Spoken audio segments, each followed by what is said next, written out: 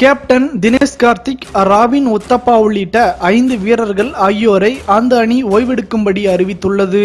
கொல்கத்தா அணி நடப்பு ஐபிஎல் தொடரில் இதுவரை 10 போட்டிகளில் விளையாடி 4இல் வெற்றி மற்றும் 6இல் தோல்வி அடைந்துள்ளது. அத்துடன் இந்த அணி தொடர்ச்சியாக 5 போட்டிகளில் தற்போது தோல்வி அடைந்துள்ளது. இதனால் அந்த அணியின் நிர்வாகம் சில வீரர்களுக்கு ஓய்வு எடுக்கும்படி அறிவித்துள்ளது.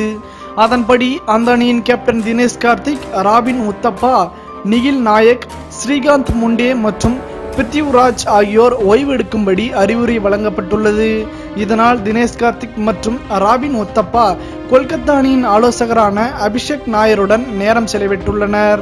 தினேஷ் கார்த்திக் மற்றும் ராபின் உத்தப்பா இந்த ஐபிஎல் தொடரில் அதிக ரன்கள் குவிக்கவில்லை.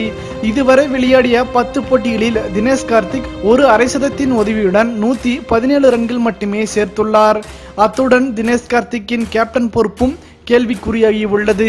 ஏனென்றால் இவர் சிறப்பாக விளையாடி வரும் ரசிலை 7வது இடத்தில் இறக்கி விடுவது சர்ச்சையை ஏற்படுத்தியது.